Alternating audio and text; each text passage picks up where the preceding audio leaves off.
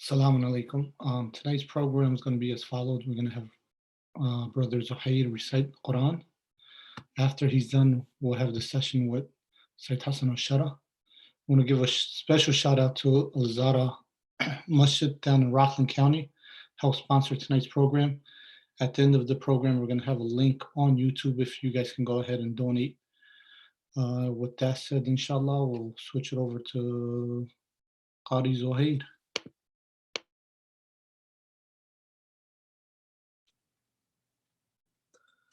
Assalamu alaikum, everyone. For those of you who would like to follow along the verses I'm reciting, please refer to Surah Az-Zumar, chapter 30 of the Holy Quran,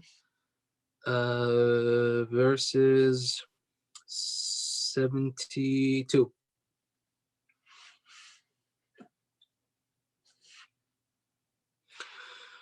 أعوذ بالله من الشيطان الرجيم.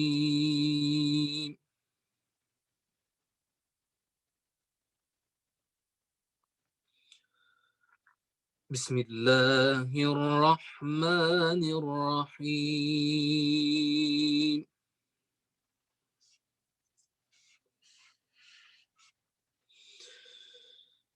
وسيق الذين اتقوا ربهم إلى الجنة زمرا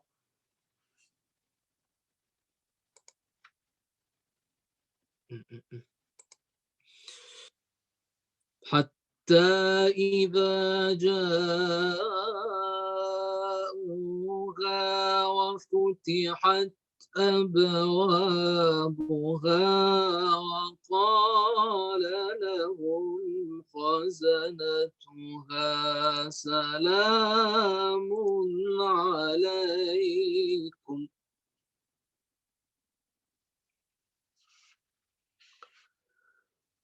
سلام عليكم طبتم فادخلوها خالدين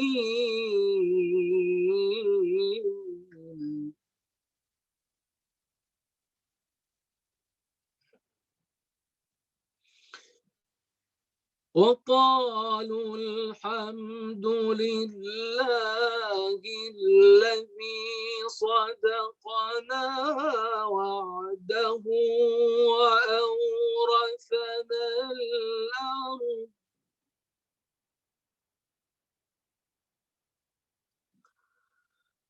وأورثنا الأرض نتبوأ من الجنة حيث نشاء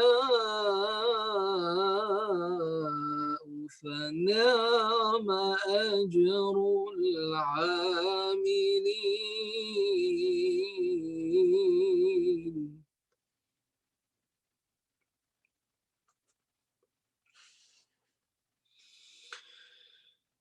وسيق الذين اتقوا ربهم إلى الجنة زمرا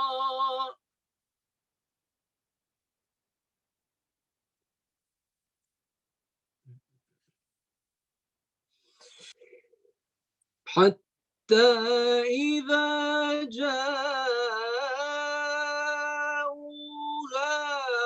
فتحت أبوابها وقال لهم خزنتها سلام عليكم طبتم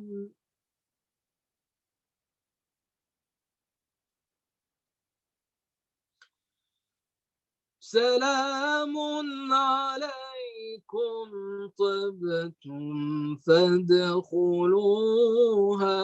خالدين.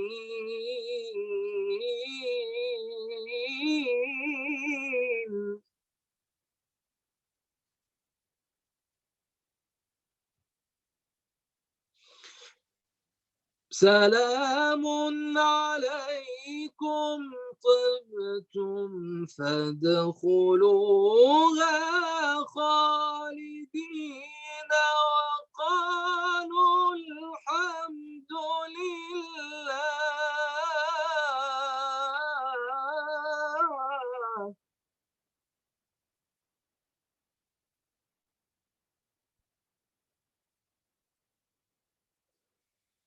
وقالوا الحمد لله الذي صدقنا وعده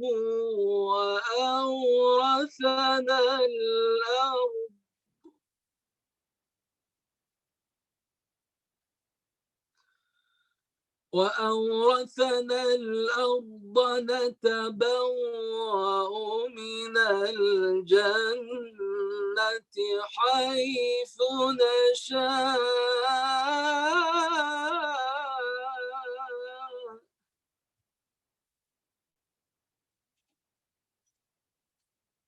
فنعم أجر العاملين.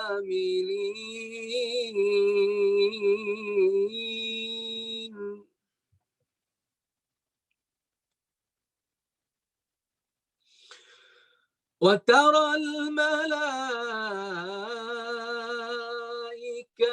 حافين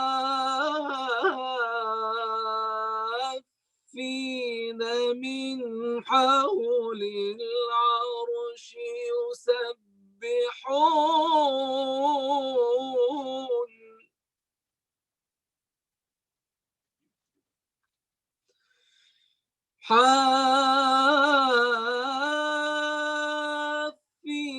من حول العرش يسبحون بحمد ربهم وقضي بينهم بالحق وقيل الحمد لله رب العالمين. صدق الله العلي العظيم. اللهم صل على محمد وآل محمد. Allahumma salli ala Muhammad wa ala Muhammad. Great job, really enjoyed it.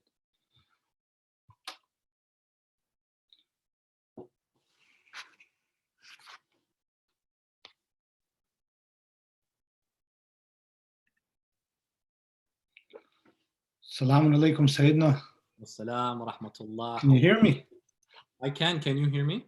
Yes, yes. You look شلونك سيدنا؟ كيف الأحوال؟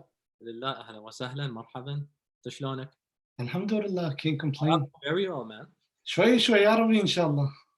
Inshallah, man. We learn from you. أهلا وسهلا. Astaghfirullah, if you learn from me, we got a problem.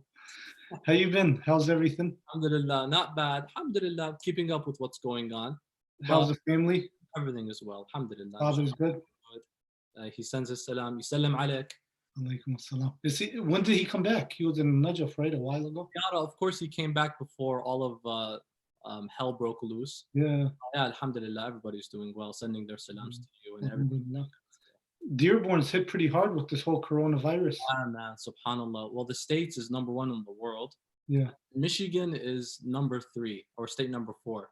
I think for the general population to how many people actually have it, Michigan's probably up there. Michigan, yeah, it's very unfortunate. People love to gather and hang out at night and chill. That's in the blood, so it's very difficult to get when that. You got a lot of Muslims, you know they're not going to follow the rules and regulations. No, we follow rules, inshallah. It takes time, but we'll follow rules. Yeah, inshallah. So, Sayyidina, we want you to talk about yourself a little bit. Tell us how it was, being born in the Middle East, coming to the U.S., growing up. Wow. Give us some background about yourself, because your father has the oldest mosque or the first mosque in the U.S. The first mosque in Dearborn, was it, or? In the 1960s, there was a sheikh from Lebanon named Sheikh Mohammedhassan Alsheraa, who instituted the original Islamic Center of America. 1962, I think. I can't exactly get the date right, but it was arguably one of the first recognized Islamic centers in the United States. Before that, people were basically in their homes or in other areas, gatherings and stuff like that, but like a federally recognized legitimate Islamic center, one of the first. And then when alhamdulillah we got hold of it, because it was just left, it was out of use, no one was using it, and it was just sitting there. back in 2011. We renamed it as Zahra Islamic Center, and now it's fully functioning. We had to renovate a lot of things because it's very old. So alhamdulillah, that's something we have at the moment, functioning and running. And as far as myself, nothing special, but I know I was born overseas, and like many, we had to immigrate here because of what was going on back at home in Iraq and in the region. And alhamdulillah, little by little, we made our way to the great state of Michigan, situated here. And How now old were you when you came? I was young. I was about, I don't remember exactly, but maybe about 7 or 8. Okay. Somewhere. What year was it? Like, Yeah, it was like 2001. It was okay. before the incidents of September 11th. Okay. So it's pretty good. Yeah. Yeah, So 2001. alhamdulillah, we got by. And my background, again, it's not special. I'd like to hear more about you, but I'm currently like the last semester of university. I'm doing political science, and alongside that, I have the honor to take Islamic seminary classes under my father. When he got the center in 2011, in 2013, he instituted a hawza, an Islamic seminary, an official recognized one, and he's been teaching the basics. But then up until about 5 years ago, he started teaching Bahath Kharij, which is the advanced level of Islamic seminary.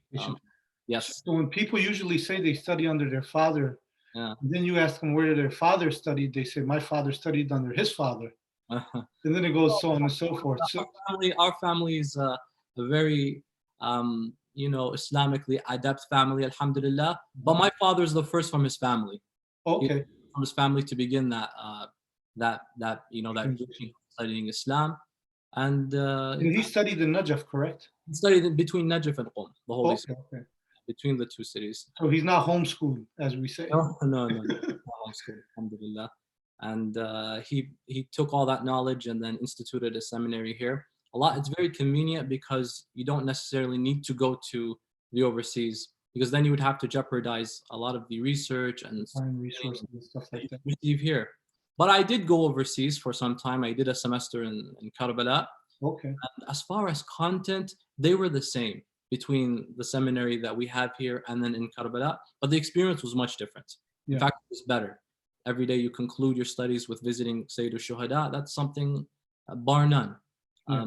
So alhamdulillah, the experience was really good. So I've been with my father ever since then, between the university and between seminary. That definitely helped out speaking Arabic, you know what I mean? Yeah, that too. Yeah, alhamdulillah, as well. So I'm pretty sure if you didn't speak Arabic, it would definitely be more difficult. Challenge. Look, no, it was hard anyways. If you're by yourself and then you go from living in the West to living over there, you have to get used to the heat, the lack of electricity, and many other things. The food, whether you like it or not, you're gonna have to eat it. Yeah. But all that is trumped by the vicinity of Sayyid al-Shuhada, being able to visit him, something else. It was very beautiful. But it's makruh to actually live in Karbala, isn't it?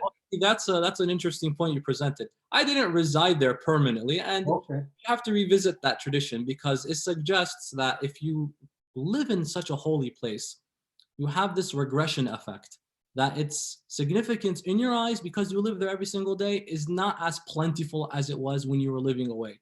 Because and so there are traditions that seem to suggest two places. That Mecca, it's considered reprehensible to live there. It's not haram. Or the city of Karbala. Now Karbala today is different from Karbala back then. Karbala al-Qadima, they refer to it as that vicinity in the shrine region. Like, you're very close. But I mean, again, everyone is different. It's substantial. It's subjective. Everyone is different. And so I believe you can never get enough, and it's always significant in your eyes, and it always leaves an effect in you. Because going there so often, like 3, 4, 5 times a year, you see some of the locals like chilling.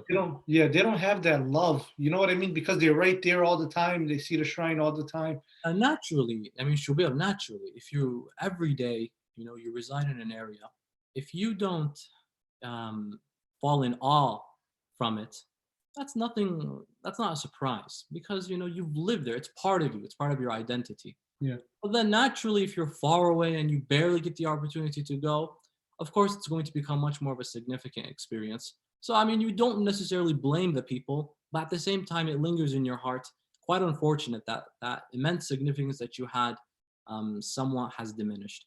But again, like I said, it's subjective. So what do I know? Maybe they are experiencing that spiritual bliss much more than I am. And may Allah guide us all to have that moment. You know, it's difficult. You know, you can't go ziyarah now. Or the argument like some of my local friends have there. They say, you know, we don't want to go to the shrine because we don't want to be inconvenient towards the zuwar. See, that's because of rather do ziyarah from far away, you know. That's because of their upright character. They consider others before themselves. Allah has blessed us to go every single day. Let's give some space to these other individuals. Because I have noticed that with the zuwar, sometimes they go there like, hey, there's not a lot of locals here. I'm like, look, the locals don't want to come in because of you guys. Because even during the Arba'een, people that are from Iraq, you know, they walk towards the shrine of Imam Hussein, they recite the ziyarah, they give their salams, their respect, and they go back. They don't actually spend 2, 3, 4, 5 nights there because they're like, you know what, we want to give more space, more room for the zuwar. Yeah, and that's very considerate. And I definitely believe it's due to their upright nature that they keep all that in mind. Imagine going and not getting the opportunity to perform ziyarah because someone who's lived there for the last 50 years is like, get out of my way. At the end of the day, Imam Hussein is a magnet to the person who lives by him or to the person who lives across the sea. He just gravitates everybody.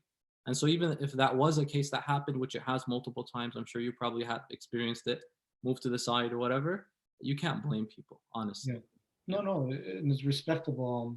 So how do you feel about this whole coronavirus? You think this is a gift from God for everyone to wake up? A gift? Many people have been calling it a punishment. I don't know, man. We pray for the Imam to reappear. It ain't going to happen overnight. It's not going to be roses and daisies everywhere, you know? Yeah. A gift from Allah, it depends on the way you perceive it. Any situation in life, however you perceive it, is going to be affected by your perspective. Every situation is contingent on your perspective. To you, it's a gift. To many people, it's a punishment. Yeah. At the end of the day, if it is a punishment, Shabir, I think then we need to, why? Just ask, what did we do that led this type of discipline or punishment to fall upon us? You know, you observe what was going on in the world before any of this happened. On one side of the world, you had the fires in the Amazon. On the other side, you had the fires in Australia. Left, right, and center, climate change and people polluting and tarnishing the environment. And then all of a sudden, all of that drops if you read statistically. Climate change, pollution, significantly dropping. It's as if it's like nature or the order of the environment is like teaching us, stop bothering me or else I'm going to get back at you.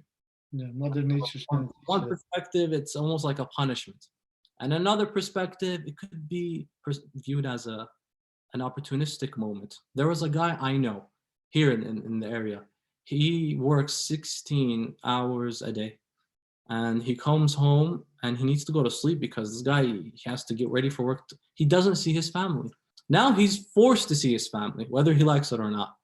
That sounds familiar, you know? Yeah, I know. About it. Now, I mean, so it's an opportunistic moment. It's a time of great reflection, but at the same time, it's like a reset button for the world. It's like a factory reset button. Like you want to factory reset your phone because it's been going through a lot of issues. But this is an international, global factory reset. Stay at home on the communicative level. On the economic level, it's a reset. And on the climate level, it's a reset. So inshallah, we pray to Allah that we get by through it. And if we're affected, there are other ways to perceive it as well, other than a punishment or that Allah hates me, He put me through this situation. Because any of the saints of Allah could have said the same thing. Why am I going through this? Am I not your Imam? Am I not your Prophet? But we always find the opposite happening. So it's perhaps Allah wants to bless you in that manner. There's one tradition I want to share. It's very beautiful. Imam Al-Baqir alayhi salam says it. He says, مثل المؤمن مثل كفتي الميزان كل ما زيد في إيمانه زيد في بلائه. The example of a believer is the example of a scale. However much weight is put on one end, Allah puts the same amount of weight on the other end. The weight of Iman, He's going to put more tribulation on the other side to try you, to test you.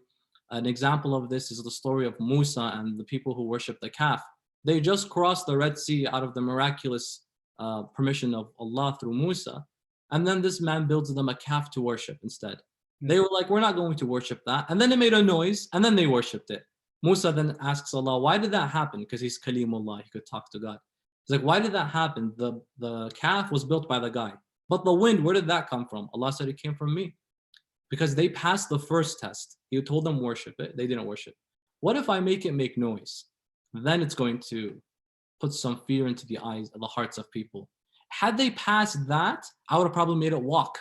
I upped the challenge. I upped the scale because your faith has increased. Let me put the scale of tribulation. Let me put some more weight on that and test you even more. So for the believer, it's a test. For the corrupt person, let's interpret it as a punishment. It depends on how you perceive it. Just like the owner of the New York Knicks, I'm praying that he catches the coronavirus and he passes away so we can build a new team. Huh? Did he really say that? No, I'm hoping that the coronavirus catches. Relax, man. No, we pray for safety to everyone. You have a vendetta against them. Of course. Nah, man, relax. What inspired you to actually, start giving lectures and go on the minbar, so on and so forth? The privilege and honor to speak is a blessing that I am extremely grateful for. And to serve the Imams of Ahlulbayt in however way possible, in whatever capacity. Everyone does their part. And my big influence in that regard is my father, because he, growing up, would be speaking in various communities and taught us the love of Ahlulbayt through orating and speaking in that manner. And so I got the inspiration from him. And alhamdulillah, this is what I feel has been a big blessing in my life. The opportunity to serve the Imams of Ahlulbayt through this manner. And if I find more doors open to serve the holy household of the Prophet, then I take them, whether it's serving tea, whether it's, organizing the shoes by the Hussainiya, which we all have a problem with, organizing them, doing this, doing that. I always take the opportunity when I see it. It's funny you mentioned the shoes, organizing the shoes at the Hussainiya. Yeah. Because when you go to the shrine of Imam Reza, there's actually a waiting list. Multi-millionaires are on a waiting list to actually volunteer to put the shoes away. That's the only position they're willing to give to most of the volunteers. And I think the waiting list is like 5 to 7 years or something crazy, and they call you. And you can't pay extra to jump ahead of the line. I remember a couple of years ago, the foreign minister of Iran, Zarif, they called him up saying, hey, it's your turn. He goes, okay, I'm coming. And everyone's like, yo, this is the foreign minister. What the hell is he going to put away the shoes? Again, it's a privilege. Once you've opened your heart to that world of service to the Imams of Ahlulbayt, any small act like that, small in the eyes of many, big in our eyes, we want to take advantage of it. So yeah, like you beautifully said, it's like a golden opportunity, and people wait in line, and people, once you've entered that world, Shabir, it's like you can't explain it unless you're there. Yeah, because you actually feel the barakat as you do it. At our old Hussainiya that we used to attend and everything else. So it was the same way. It was like you wanted to do it out of love, not by force. So it's not a title you get. It's not something that is said or mentioned publicly, but it's something you do when you have that interconnection with Allah, Where on the other hand, there is some people that look at it and they look down upon that person. And I think to myself, what would they think, if they lived during the time of the Prophet or during the time of the Imam? Because it would be the Imam that used to go out at night to pass out the food. You know what I mean? Exactly. He could have got volunteers, but he wanted to actually get a different type of sawab by doing a different position, a different job. So it's not always just administration. Mm-hmm. No, perfectly said. Yeah. The more you humble yourself, the more you raise in your status in the eyes of Allah subhanahu wa ta'ala. Exactly. Speaking about the shoes, one thing reminded me. There was a place here in Detroit we used to go to. It closed down, unfortunately, but there was a Hussainiya, and I remember going there 10 years ago. One time I ever went there was just that 10 years ago. And I went, and the shoes, it was a mountain. So I did not know where to put my shoes. I just put it to the side. I came back, I lost both of them. Shabir, maybe like 1 year ago, I went back to the same place. And I remembered, oh, this was the place I lost my shoes at 9 years ago. And wouldn't it be funny if I lost them again? I put my shoes, I came back, they were gone. Subhanallah. It's that place, for some reason, you lose them. There's no organization. So somebody probably took it home and brought it back. I don't know. Well, they're not valuable or anything. It was just whatever. But for some reason, that's just what I associate that particular place with. It closed down, unfortunately. Okay. Yeah, Inshallah. So it's like different versions of how you look at something. You know, you can look at it as half filled or half empty. exactly. Yeah, perhaps someone needed it. Let's just go with that, inshallah. And so I'm happy that someone enjoyed it. A lot of people are saying since we're doing self-quarantine, can we do a takaf since we're already at home and we're not really going out? I'tikaf traditionally is done in the masjid, however. Uh-huh. So But you can't go to the masjid. So you got to make the intent. You got to do the nikah with the yeah, girl. you could have similar intentions that I'm going to live an ascetic lifestyle in my own house temporarily, watch what you eat, and spend most of the day in worship, and only leave your certain area just to like bathe and clean yourself. You could go through that type of exercise as well. But to call it i'tikaf would be a bit different than the traditional i'tikaf.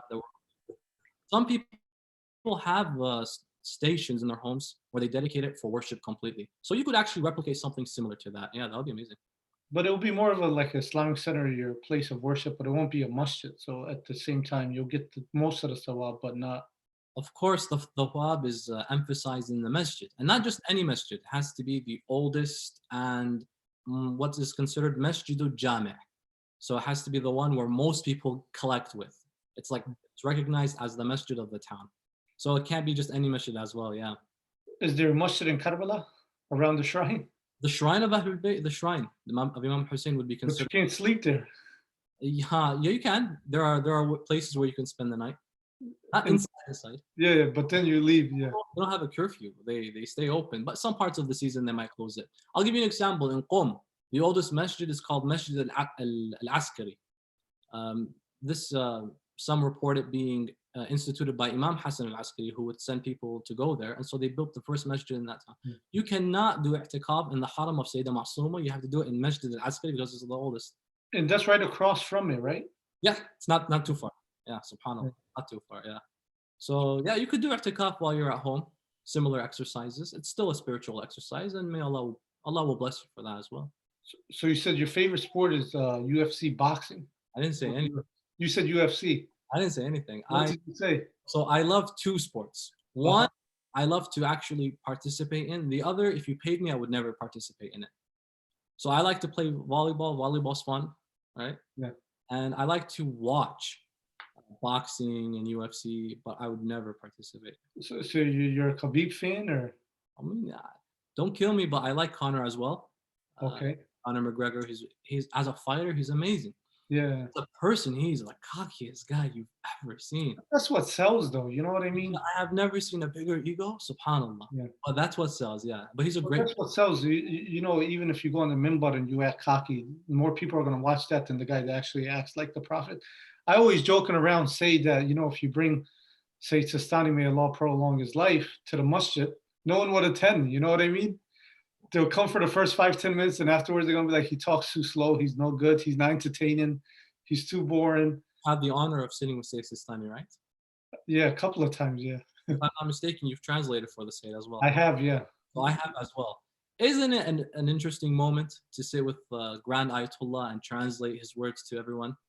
Even though it's in a very he's a very soft-spoken person, there's a very beautiful aura surrounding him, and most of our grand scholars as well, that seems to gravitate people, irrespective of his style of speech. So I think people will still come, don't worry. But I get your point. Yeah. I don't think 30 nights of Ramadan would fill up with, say, Sistani on the minbar. This is an interesting hypothetical. It is, yeah. But, you know, but then again, I hope I'm wrong. I pray I'm wrong, you know, but it's like sometimes when you think about it, just because the guy is flashy or the guy is, you know, very well versed, you know, or the way he speaks or what he speaks about the topic shouldn't be the key to the majlis, you know what I mean? At the same time, what makes you closer to Allah subhanahu wa ta'ala end of the day. Of course. However, Shabir, consider at the same time, there's a level of decorum and character that needs to be exhibited to be able to transfer the message in the right way. In the art of speaking, many people have beautiful things to say, but they present it in such a bad way. Yeah. They might say things wrong. They might take forever to bring one example, not to bring down the significance of what they're saying. However, there's a technique, there's a style, there's a decorum that needs to be exhibited. In the 21st century, we have to ask ourselves, what is that? Is it the traditional, get the slow speaking, old person? We have nothing against old people, but we have failed. 3/4 of us have failed in marketing Islam. Because when you think Islam, your vision runs one way. When you want to market Islam, market it in a manner that doesn't go past lines of decency, but at the same time, it still resonates with many people across the world.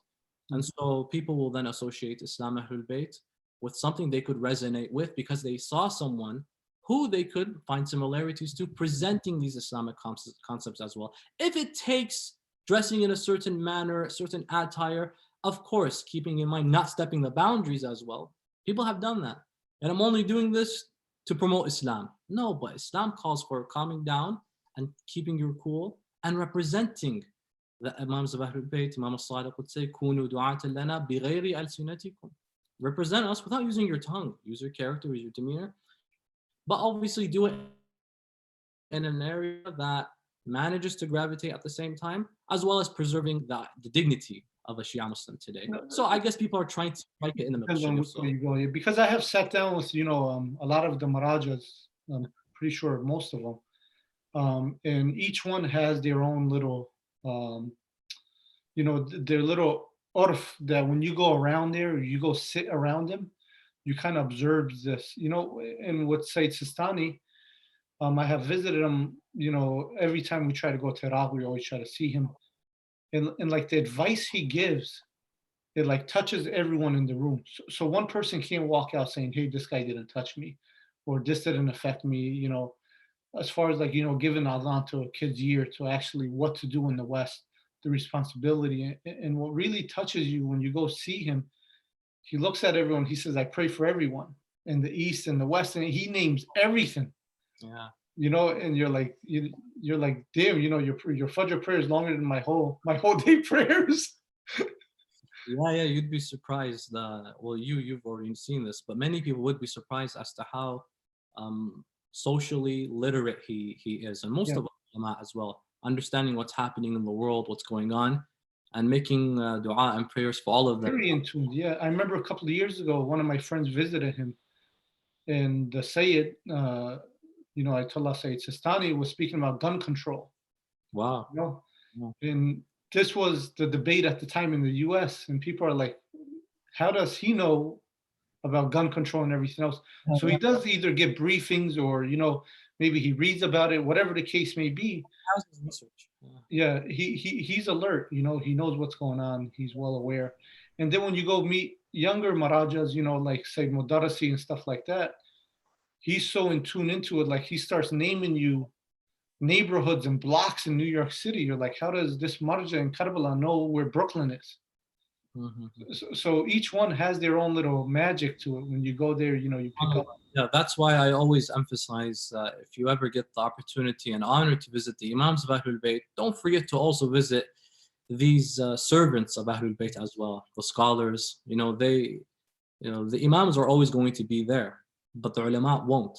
So take that opportunity and you might learn a thing or two. And you reminded me of an experience last year when we had the opportunity and privilege to visit the Sayyid Sistani.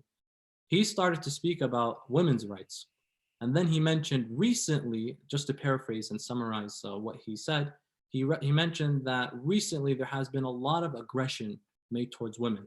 And so instantly many people were thinking about the women's rights issues that were going on in the West and the Me Too movements, because it was literally in that frame.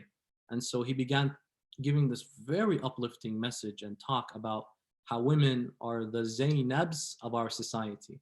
Take charge, lead. It wasn't the traditional be a good mother, although that was mentioned and that was very beautiful, but that wasn't the highlight. Be a good wife, that was there as well. But don't forget to be a good leader. Lead the way, charter the way, represent Islam. You're very important, just as much as the guy, if not more important. So yeah, they're very in tune, and many people will say, for a lack of better words, very woke, right? Yeah. One last question, and then we can move on to a game. Sure. For the month of Ramadan, one of the viewers has a question as far as, is it better to actually read the whole Quran or to, go through it and go through the tafsir? because you can't really do a tafsir of the whole Quran. Is it possible to do it in a month? People are doing it their whole life in the house and still don't complete it. Oh, the tafsir. Yeah, no, Amir al-Mu'mineen was doing the tafsir of Surah Al-Fatiha. He began with the Bismillah. He began with the harf ba, the letter B of the Bismillah ar-Rahman ar-Rahim. When he finished, he was still in Bismillah ar-Rahman ar-Rahim, the B. He began in Fajr, he finished Maghrib, he got as far as the ba. So what about the Bismillah? What about the Fatiha? So for those of us that want to jump to conclusions, this is what the ayah means. Slow down. There's a lot more deeper messages and lessons to learn. The tafsir, like you said, of course, there should be an emphasis into knowing the purpose, the reasoning, the events that revolve around the situation of this verse. That's also very important, as well as simply reading the whole Quran as well. If you could strike a balance where you could get the bulk of what was the reason behind the verse, as well as reading the passages and then finishing by the end of the month, that would be a very golden opportunity. And that's not very hard, because if it's just a matter of reciting 4 pages per salah, by the end of the month, you would have recited the entire Quran. So every salah 4. We have 5 prayers a day, 4 times 5. That every single day, you would have finished all the Quran. And that's just during prayer. So what about the rest of the 24 hours you have left, you know? So you could spend more time also examining and understanding the tafsir, the ta'wil, if you even have time for that. And so that's also very important to keep in mind. So not one over the other, try to strike a balance, and it's very doable, inshallah. Before we start the game of Cahoots, if everyone can go on their tablets, iPhones, computers, whatever, and then we'll share the screen if you guys can punch that in. But before we start playing the game, I wanted to give a special shout out to our sponsor, Al-Zahra Islamic Center, Rockland County. They purchased the mosque, they're building it up. They need a little bit of help if we can help out. I know a lot of our viewers, a lot of the people, Muslims are not, Republicans. So once we get that $1,200 check from Trump in the system, you guys can donate that to the mosque. It will go to a good cause. And then if you guys need permission for khums, we have ijazah from all the marajas as well. So if you guys can help out, we'll highly appreciate that. And then the link is going to be on YouTube. At the end of the program, we'll put the link up for the GoFundMe on YouTube so you guys can go there along with Facebook and everything else. So Sayyidina, so what do you do during the day? UFC and volleyball. That's it? No, all of that has been canceled, unfortunately. There was a fight. But they're talking about actually going out of the country, some island or something. Well, listen, since I'm the UFC fighter here. The 18th, there was supposed to be a fight scheduled, Tony Ferguson and Khabib. Habib. But that was being canceled. And so they got an island, apparently, because the island is a lot safer. But that's for the international fights. Even that has a lot of issues with it at the moment. So everything's on delay, man. Everything's on delay, yeah. What I'm doing, I'm just taking this opportunity to be with my family more, because before all this happened, not as much as I'd like, but now I, alhamdulillah, have that opportunity. And research and education, educate myself as much as I can. There's no excuse nowadays. By the way, I forgot to mention, whoever wins the game tonight, I'm going to send them a little piece of Khak Shafa from the Shrine of Imam Hussein from Karbala. Take a screenshot once you win, send it to us on Instagram or Facebook, and then we'll give it to you guys. I don't know why my name's up there. I'm not even playing, but that's beside the point. So we'll give you guys a Khak Shafa. And this game, we're gonna make it a little more educational compared to the one we played last week. So if you guys want to test your knowledge, we're gonna start with basic level. We'll see how good you guys do. So we'll give them a couple of more minutes and see how it goes. There are 2 interesting people that have registered. One, Shabir, you.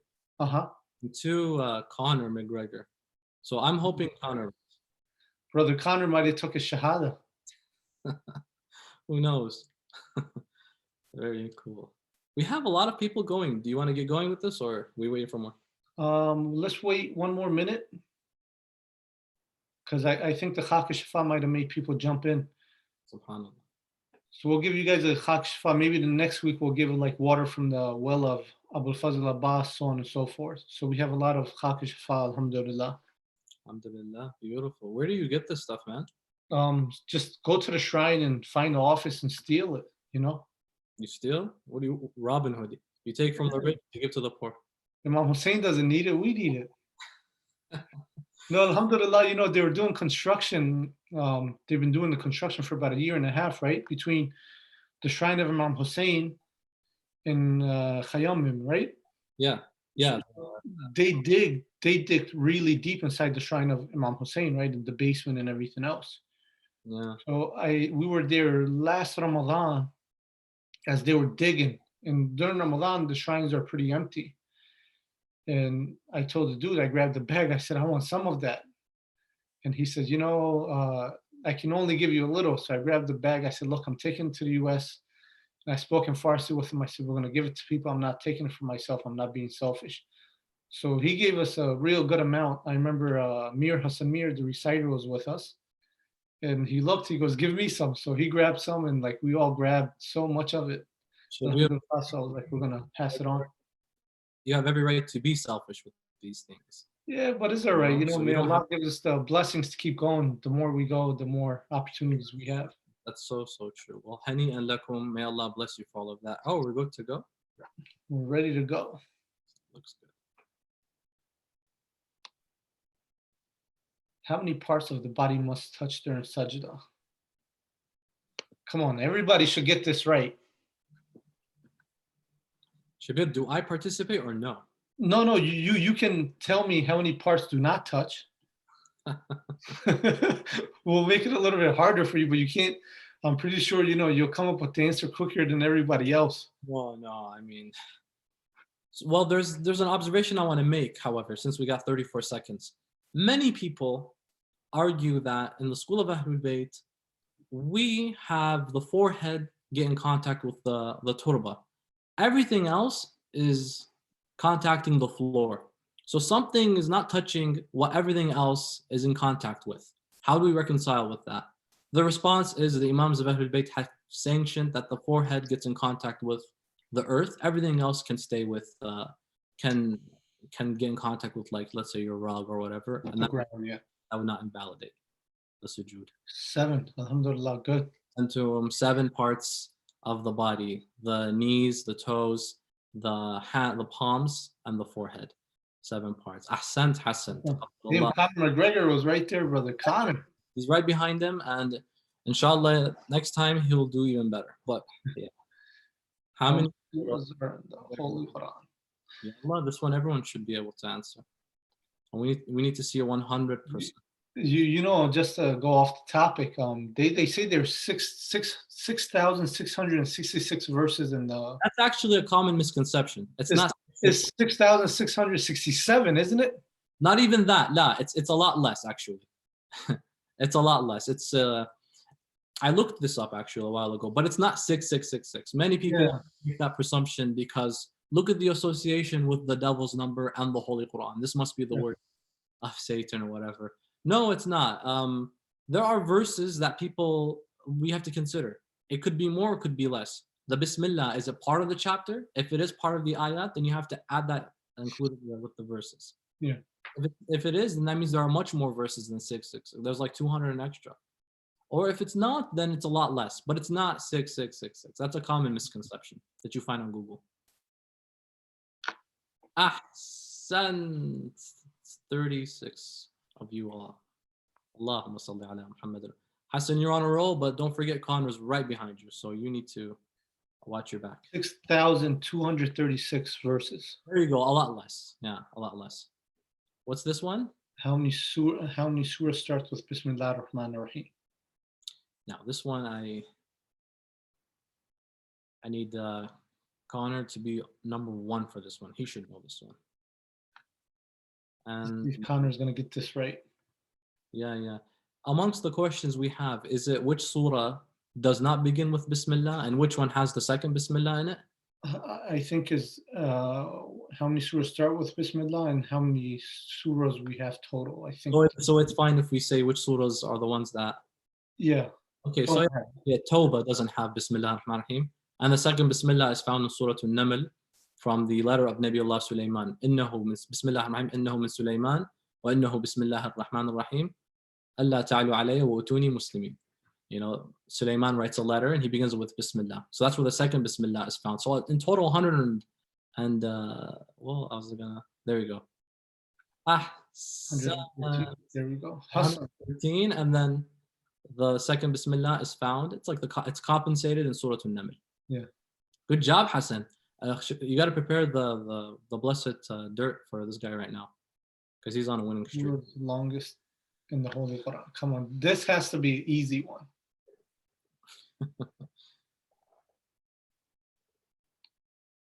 Surah Ikhlas has to be the longest. Yeah, man. It's the longest in meaning, one would argue. In the world, right? Because everyone has to recite it during Salat. Yeah, there you go. So technically, you're not off if you. Yes, we didn't say what kind of. No. But don't do that. Shabir, you just gave them the answer. It's not Al-Ikhlas. It's probably the other. It's not, yeah. What's that one? Surah what? With the yellow? Nosa is a surah I think we might have made up. So there we gave 2 out of the 4. I've never heard of that surah before. We made it up, you know what I mean? At least nobody picked it. Yeah, that's good. Alhamdulillah. Alhamdulillah, good job, guys.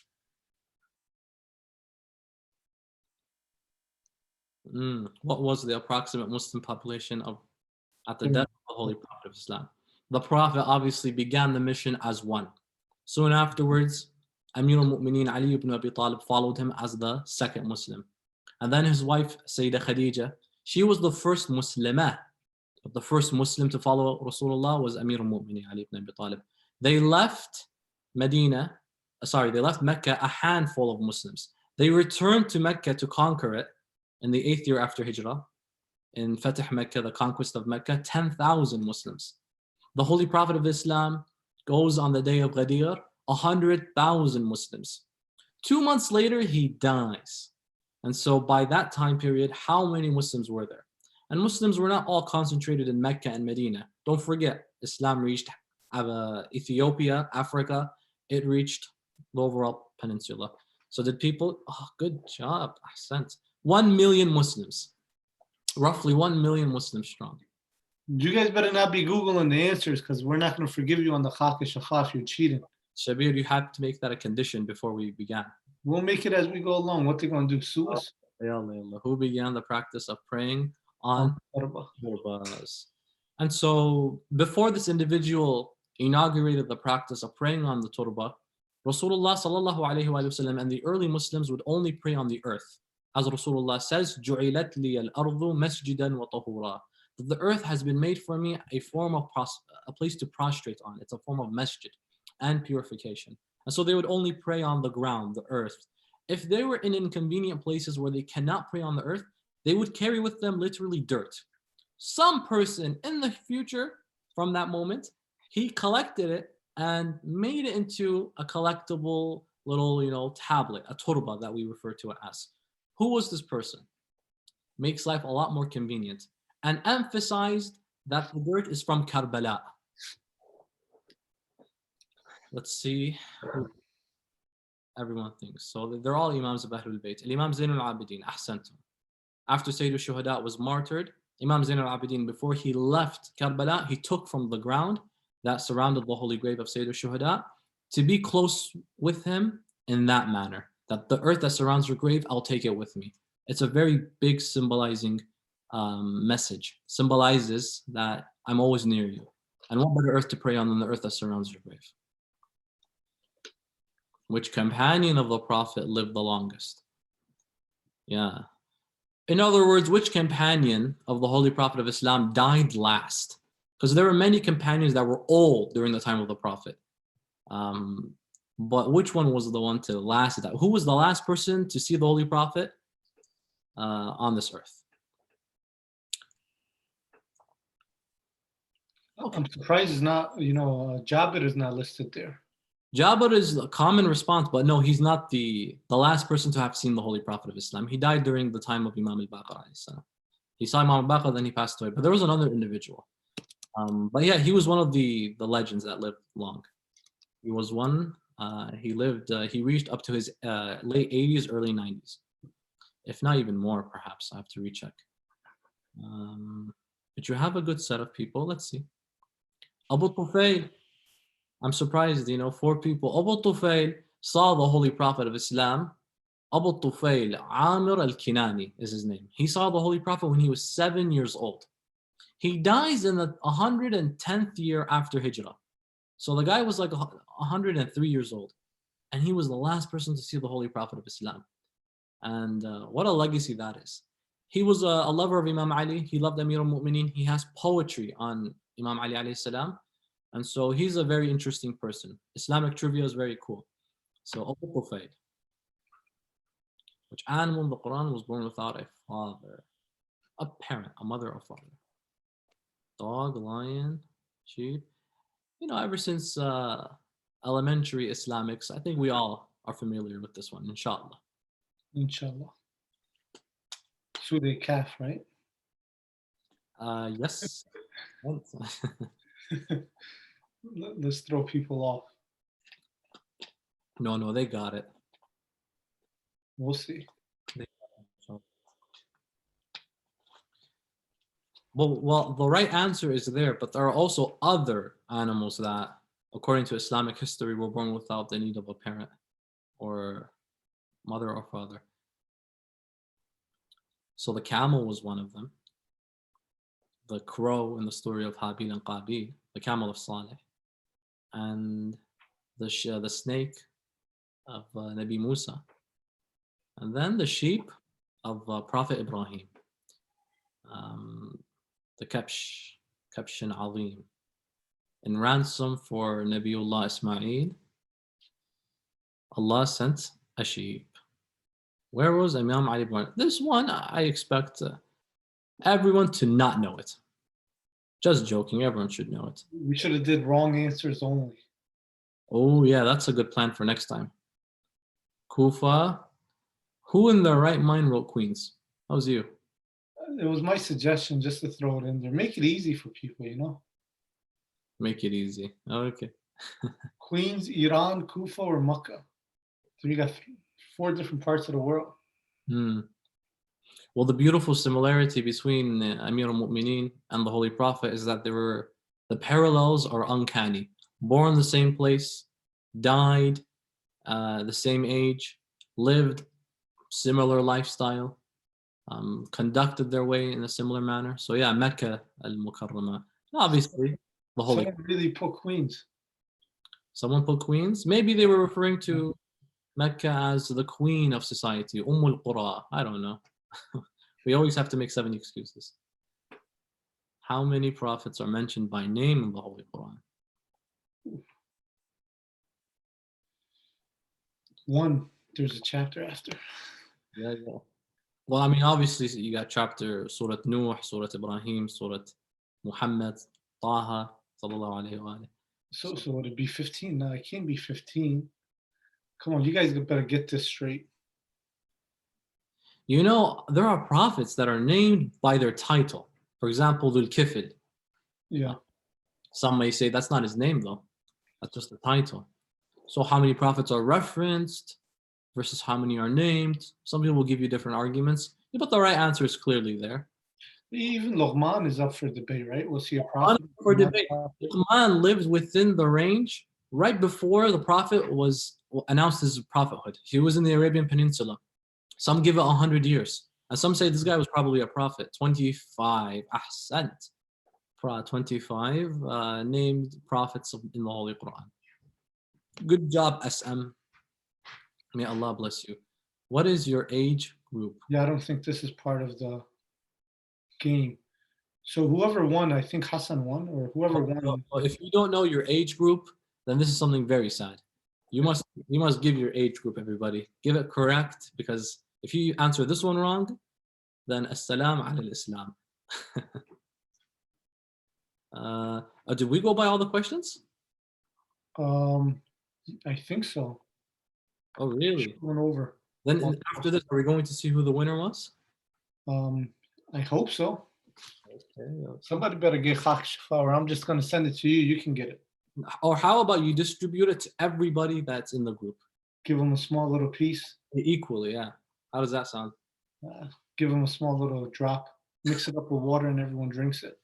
Okay. Ahsant. Well, I mean, there's no right or wrong answer. Kahoot. All right. Good job, everybody. Khair, inshallah. So what is this? Why are we going through people's personal lives? So we can kind of know for next time what issues we need to talk about and Sure. address. What's next, Shabir? Wait. Matam. What? We're gonna do Latmiya afterwards. Oh, no, I mean, what's next with the questions? Oh, I have no idea, man. You're going to ask them, what's your weight? I'm playing as you're playing. La Habib Shabir. I mean, I'm afraid a very personal question will come up. Like, what's your social security? What's your weight? Where's your address? Gender. Well, there's gender. Okay. The shipping's gonna be done with freight.com. They're sponsoring the shipping. They just sent me a text message. We'll send up their we're gonna put up their website too on YouTube so they can pay for the shipping. God bless them, man. Not all people work, and not all superheroes wear capes. Everyone is relying on these delivery people. Amazon, freight. Jazakumullah khair. Ahsan. So Sayyidina, Habibi. when you coming up to Albany in the summertime, once this corona goes away, you coming up? Well, I'm not coming up anytime soon, but inshallah, when everything is over, you will honor us with a visit to Dearborn. Inshallah, I definitely got to come to Dearborn. I've been procrastinating. Yeah. But no, ادعوني أستجب لكم, as the Quran says. Invite me, I'll answer you. Inshallah. Yeah. Taqabbal Allah, inshallah. Who won? We didn't see the winner, did we? I think they seen it. We'll go from it. There should be one more question. I'm just waiting for the question to come in, and then we'll go from there. Inshallah. Sounds good. Oh, I also wanted to shout out Brother Zuhair, who did a beautiful recitation before this all began. Taqabbal Allah for him, and the ayah that he referenced was so nice. We give him so much. You know, he does so much, and you kind of forget that he recites good. No, You're just like you assume that's the minimum standard for everyone that recites. yeah, people will just push them off to the side as soon as they're done. No, but Zuhair, he recited a beautiful ayah. I mean, as we wait, the ayah was in Surah Al-Zumar. The وَسِيقَ الَّذِينَ اتَّقَوْا رَبَّهُمْ إِلَى الْجَنَّةِ زُمَرًا. The people who had God consciousness and taqwa were driven to heaven in groups. وَسِيقَ, when you'd say driving a car, siyaqa, or as-siyara, tsuqa as-siyara, you're driving. And so the image that comes to mind is people are being delivered to heaven, but they're being presented to the heavens with the person leading them from behind. Because if you're bringing people to heaven, then you're making sure that they all come in one go. So you don't beat them inside Jannah. So the terminology is very beautiful here. It's like how you have a guest, Shabir. When you have a guest, you want to bring them somewhere. Do you beat them to the place, or do you allow them to go in before you? You gotta go open the door for them, man. Obviously, but who enters the place first? Well, you always offer the guest to enter. They have to go in first out of reverence and out of your manners. So the ayah in the Quran is suggesting people will enter heaven with those leading them from behind, such that they enter heaven before them. وَسِيقَ الَّذِينَ اتَّقَوْا رَبَّهُمْ إِلَى الْجَنَّةِ زُمَرًا. Look how Allah honors the people of heaven, that you're going to enter heaven before even the person who's going to lead you to heaven there. All right, so we'll go to heaven before Zuhair goes to heaven, even though he recites. He's going to beat us there first. What are you talking about? Whoever won the Kahoots, please send us a DM with the screenshot, and we'll go ahead and ship that out to you. One more question, and then we can wrap it up. The question is for people that recite Quran, is it appropriate for them to recite Surah Ikhlas 3 times, or is that cheating? I think it might be for people that don't know how to recite. Can they recite Surah Ikhlas per page or per line, or what's the actual tradition, or what's the recommendation? Through reciting, getting the hasanat and blessings of the entire Quran by reading Surah Al-Ikhlas 3 times, because there is that tradition that suggests if you recite Surah Al-Ikhlas 3 times in a row, it's as if you recited the entire Quran in hasanat and in deeds. That's the amount of deeds you will earn. So it's not necessarily a loophole per se, but as a big blessing Allah has given you. If you want to get the ajr of reciting the entire Quran, simply read Surah Al-Ikhlas. But nothing beats reciting the entire Quran as well. It's also an achievement, and you learn many things along the way. So yeah, if you're short on time, obviously, no one has that amount of time to kill. But Surah Al-Ikhlas, yeah, you could also recite it. But nothing beats, don't forget, nothing beats reciting the book itself and actually discovering things as you go along. Yeah. There's one more question. If you can go to the chat and you'll see it. I'll need to look into it. It says about namaz al-layl. Mhm. Do you see it? Yeah, where you have to forgive and recite X number of times. So it's from what I understand is when you're praying Salatul Layl, you reach a point where then you ask Allah, Allahumma ighfirli fulan. Allah, forgive for me this individual. I believe it's asking how many people do you have to list? You have to list about 40 people. Or can you skip it? I think it's like 40 people is too much. It takes too long. Yeah, of course you can, but the mustahab, do it at 40. And why is it 40? It's because how many of you know 40 people off the top of your head immediately? It's not that easy. So there are going to be people that you don't like who will pop up in your head that you're going to be compelled to ask Allah to forgive. Or maybe not ask for forgiveness. Depends No, ask because you need to fill that space. on. But it's Can you make the intention the night before and be like, it's the same 40 people from last night, Ya Allah? you have to say their names. That's something special. We pray for you all the time, but I'm not going to say, I reserved you the next 50 Salatul Layl. No, man, no meaning in that. Thank you very much for being on the show. Really appreciate it. My pleasure, Habibi. We'll speak soon, inshallah. Give my salams to the family. Of course, likewise, and thank you for all those who came by and participated. Thank you to Brother Zuhair. Thank you, Shabir, for all that you do. And No problem. Inshallah, for whoever wants to donate, go to the GoFundMe page. It'll be listed on YouTube under the comments after we're done. For Al-Zahra Islamic Center, you guys can donate money. If you want your khums receipt or anything like that, just message us and we'll coordinate with them and help you guys out, inshallah. But that's it. Thank you, Sayyidina. Keep us in your dua. And then Friday night, we have Hajj Hussaini Rajab Ali with us, so please tune in Friday night, everyone, if they can. If you want to tune in, you can tune in, and if you want to play a game, you can play a game, and if you want, we'll just ship the Khak back and forth. Inshallah. Inshallah. Fi amanillah, Sayyidina. Ma'as salama, take care. Ma'as salama, everybody. Take care.